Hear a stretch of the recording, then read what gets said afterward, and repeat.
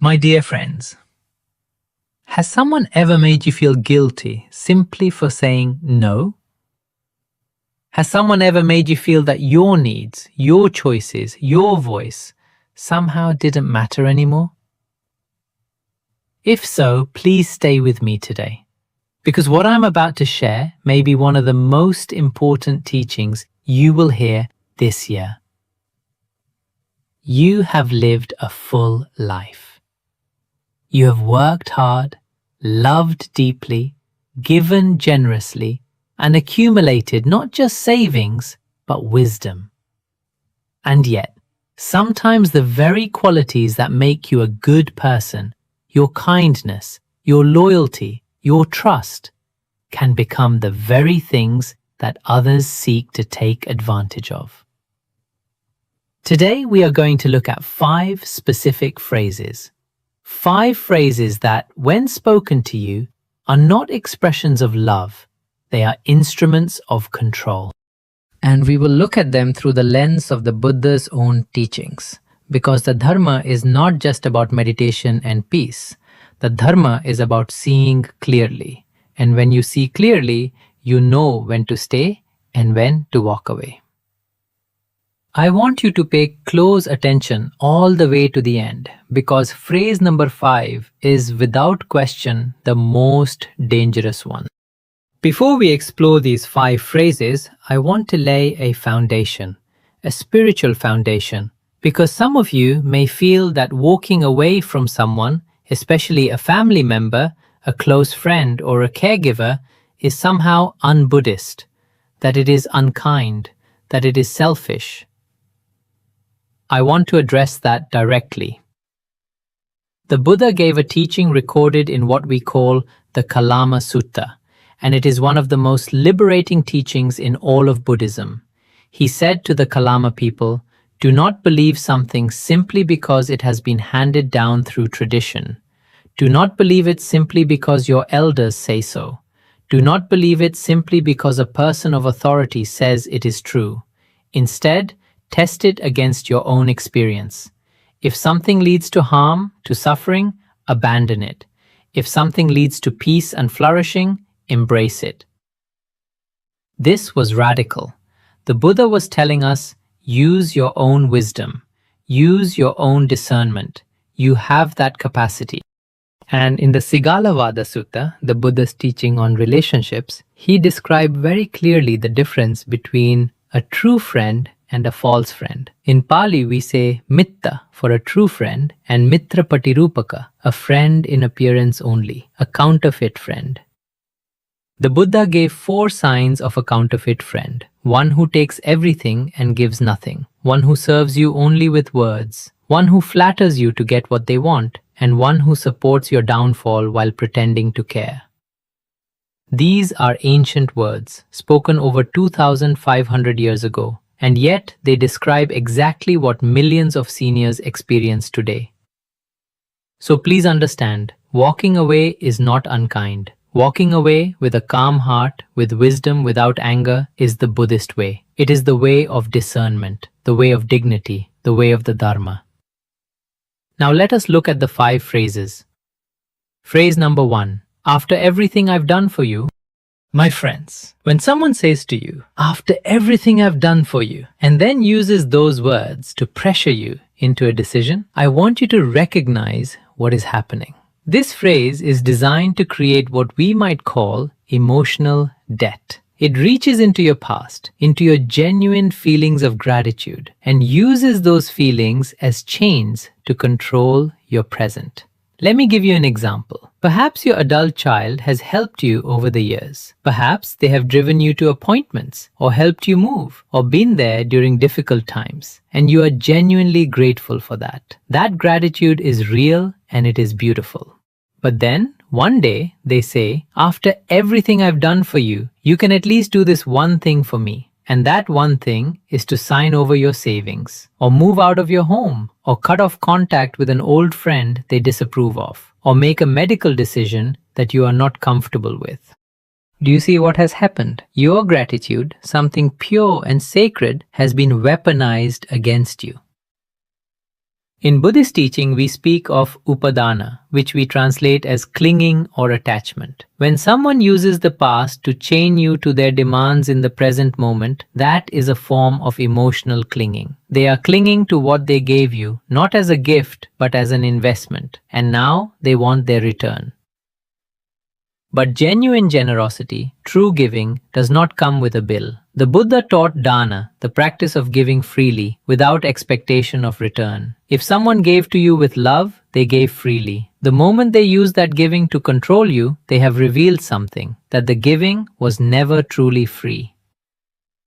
You can honor the past and still make your own choices in the present. You can say, with calm, with love, with clarity, I am grateful for what you have done, and I still need to make this decision for myself. That is not ingratitude. That is wisdom. Phrase number 2. You're being selfish. Family always comes first. This one.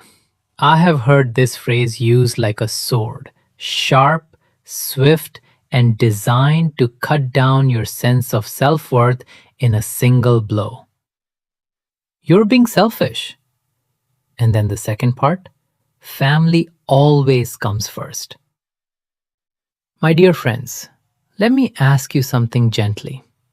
When was the last time someone accused you of being selfish simply because you had a need? Simply because you said no. Simply because you chose your own health, your own safety, your own peace. This phrase is designed to make your legitimate needs feel like moral failures, and it often comes dressed in the language of love, family, loyalty, sacrifice. But there is a profound teaching in Buddhism that many in the West do not know. The practice of metta, loving kindness, always begins with oneself. The traditional instruction is, may I be happy, may I be safe, may I be free from suffering. First, I, then others. This is not selfishness, this is wisdom. You cannot pour water from an empty vessel. You cannot give love from an empty heart. You cannot be truly present for those you love when you have been drained, exhausted, and pressured into giving what you do not have. The Buddha also taught us the difference between chanda, wholesome desire, desire that arises from wisdom and love, and lobha, greed and craving.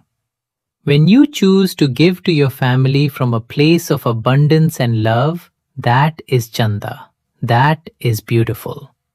When you are forced to give from a place of fear and guilt, that is not dharma. That is coercion. And I want to say something very clearly here. There are seniors across this country who have been pressured to give up their retirement savings, to sign legal documents they didn't understand, to change their wills, to sell their homes, all in the name of family comes first.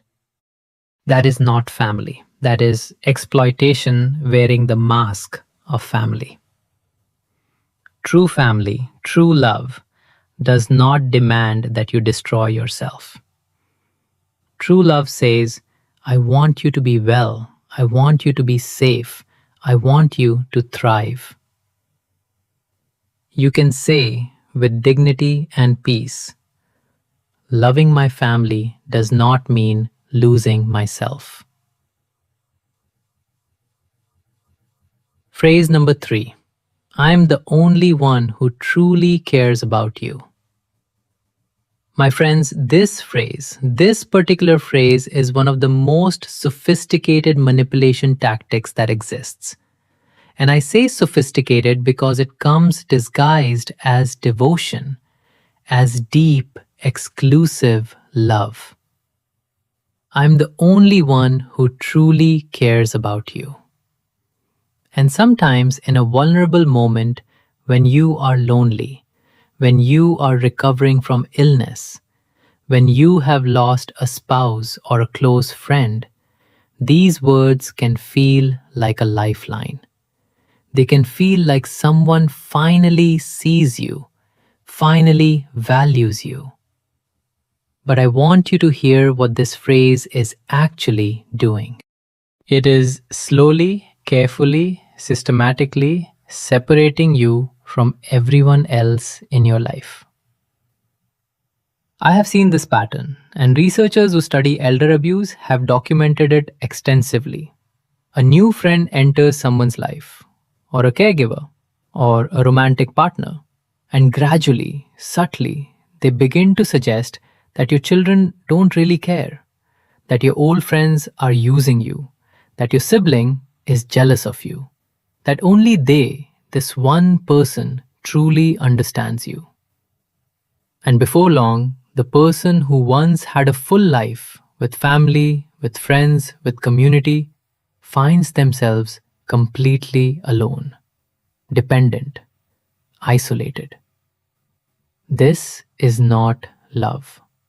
This is a trap. The Buddha taught a beautiful concept called Kalyana Mittata, true spiritual friendship. And here is the heart of it. A true friend expands your world. They introduce you to good people. They encourage your relationships with family. They support your practice, your growth, your connections. A false friend narrows your world. They make themselves the center. They create dependency. They fill you with doubt about everyone else. The Buddha himself said, "Noble friendship is the whole of the spiritual life." And noble friendship does not isolate, it liberates. If someone in your life is telling you that you only need them, that everyone else has failed you, please hear this as the warning sign it is. You can say, gently but firmly, "If you truly care for me, you will welcome those I love too." Phrase number 4. At your age, you should be grateful for any help you get.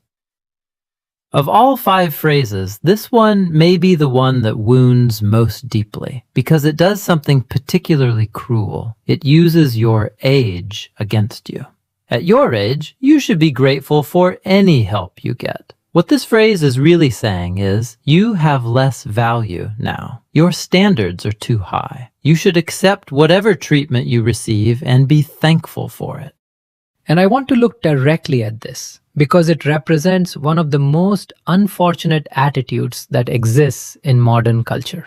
The idea that growing older means becoming less, that aging is a decline in worth, in dignity, in the right to be treated well. The Buddhist tradition holds something entirely different. In the Theravada tradition, my own tradition, elders are treated with the highest respect. When a senior monk enters a room, even those with decades of practice stand to greet them. When an elder lay person speaks, the community listens. Age in our tradition is not a liability, it is an asset. Age carries the weight of lived experience, of hard lessons learned, of a life tested and refined. The Pali word Thera, which is part of my own title, Mahindasiddhi Thero, literally means elder. It is a title of honor, a title of respect, of someone who has walked the path long enough to know something worth sharing. You, my friend, you who have lived 6, 7, 8 decades, you carry that. You have raised children or contributed to communities. You have weathered losses and found ways forward. You have seen history unfold with your own eyes. You have earned not just rest, but respect. And here is the truth. You do not have to accept poor treatment from anyone. The need for help, whether with transportation, medical care, finances, or daily tasks, does not diminish your right to be treated with dignity. It does not lower your standard for how you deserve to be spoken to, touched, or regarded. If someone is helping you while also demeaning you, that is not help, that is control. You can say clearly and calmly, "My age has given me wisdom, including the wisdom to know that I deserve to be treated with respect." Phrase number 5. I need you to keep this between us. Don't tell anyone. My dear friends, we have arrived at phrase number 5. And I told you at the beginning, this one is the most dangerous. I want you to listen very carefully. I need you to keep this between us. Don't tell anyone. This phrase, in any form, in any relationship, in any context, when it involves money, legal matters, living arrangements, or your personal well-being, is what I call in English a red flag. In the Dharma, we might say it is a sign of miccha, wrongness, a departure from right conduct. Because here is a simple truth that the Buddha embodied in every teaching he gave. Truth does not hide. The Dharma has always been taught openly, in the light, available to all. The Buddha did not whisper his teachings in secret to a chosen few. He sat in the open air, under trees, in public spaces, and he taught freely. He said, I have nothing held back in a closed fist. Everything I know, I teach. And any person, anyone who asks you to make a significant decision while keeping it secret from your trusted family, your friends, your doctor, your lawyer, that person does not have your best interest at heart. Let me say that again clearly. Anyone who profits from your silence is not your friend. The scenarios where this phrase appears are well documented. A new acquaintance who says, I found an amazing investment opportunity, but it's exclusive. Don't tell anyone yet. A family member who says, just sign this document, but please don't mention it to your other children.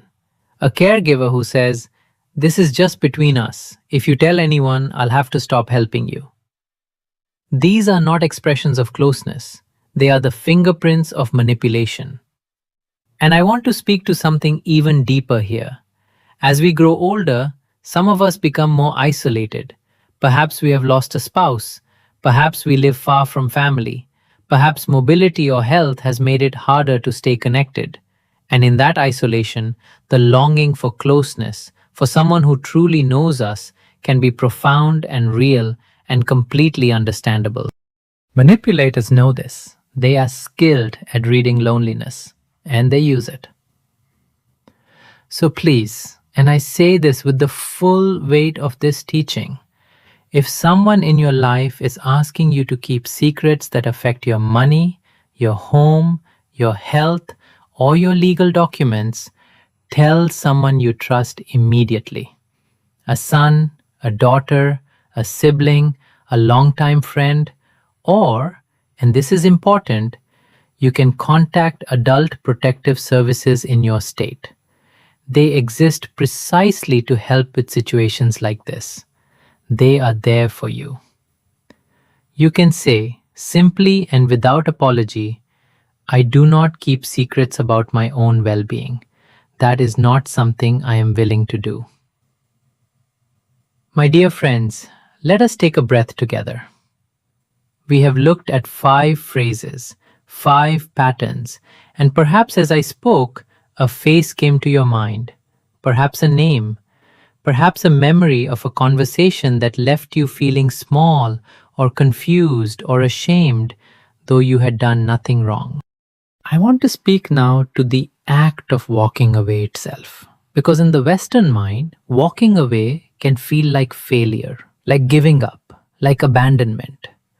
But in the Buddhist tradition, there is a concept called nekkhamma, renunciation.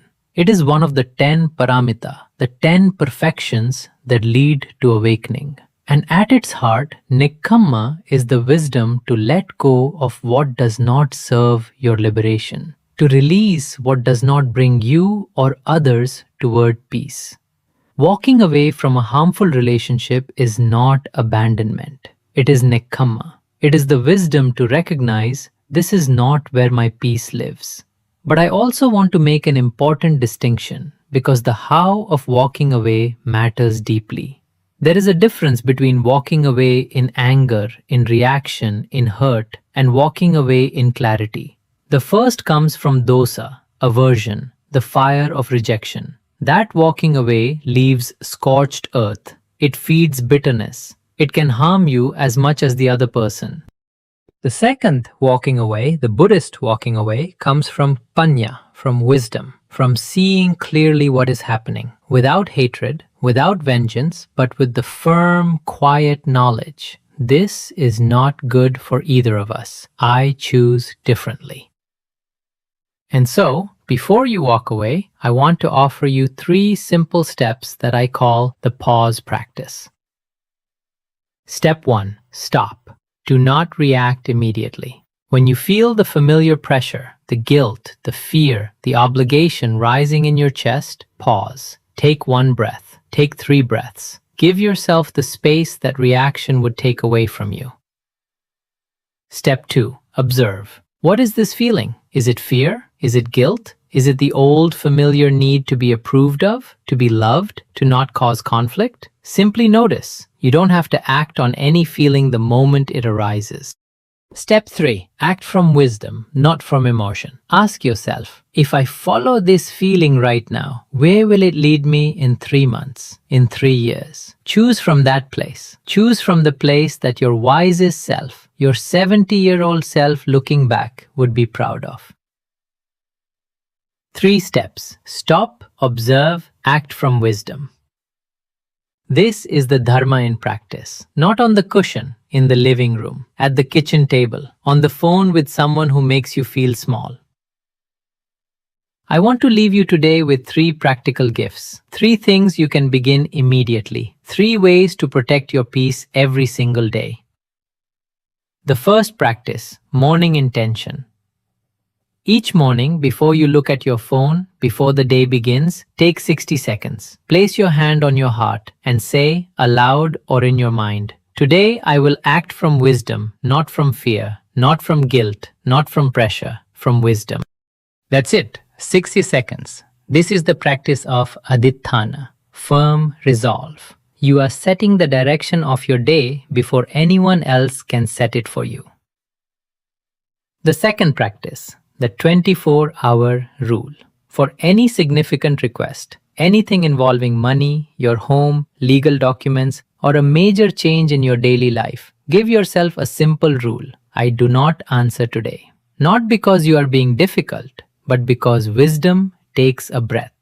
Because love, true love, will wait 24 hours. And because you deserve to consult someone you trust before any decision of consequence. If someone cannot wait 24 hours for your answer on an important matter, that tells you something important about them. The third practice, metta for yourself. Every evening, or anytime you feel the weight of someone's demands on your heart, close your eyes, place your hand on your chest, and silently repeat these words. May I be safe. May I be free from harm. May I be free from confusion. May I live with dignity, with clarity, and with peace. Just those words, repeated slowly, 3 times, 5 times, as many times as you need. This is metta bhavana, the cultivation of loving kindness, and it begins always with yourself. Because you cannot offer a full heart to the world if no one has ever poured love back into yours. Let it begin with you. Let it begin today. My dear friends, we have walked through a teaching today that may have felt at times uncomfortable, perhaps even painful, because the truth, when it touches something real in our lives, often does. But I want you to hold on to this as we close. You have lived long enough to know these things, even if no one has ever given you permission to know them. Love does not pressure. Love does not isolate. Love does not demand silence. These are not difficult ideas. You already know them. In your bones, in your long experience of life. The Dharma simply gives them a name and gives you permission to act on what you already know. The 5 phrases we explored today, after everything I've done for you, you're being selfish, and the only one who truly cares. At your age, you should be grateful and keep this between us. These are not the language of love. They are the language of control. And you, with your years, with your wisdom, with the depth of everything you have lived, you deserve better, far better. Walk away. Walk away with a calm heart. Walk away with clarity. Walk away with the quiet dignity of someone who has seen enough of life to know what it should feel like. And know that in walking away, you are not abandoning the Dharma. You are living it. If this teaching has been of value to you today, I gently ask, share it. Share it with someone you know who needs to hear it. Perhaps a friend, perhaps a sister or a brother, perhaps someone in your community who has been carrying this weight alone.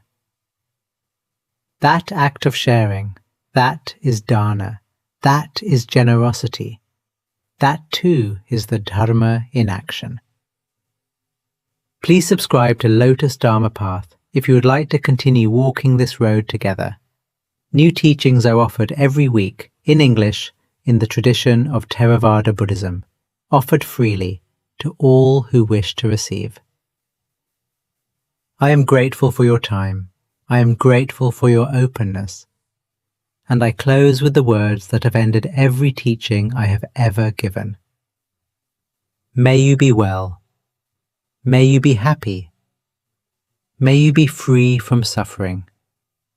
May you walk in clarity, in dignity, and in the light of the Dharma. Sadhu, sadhu, sadhu.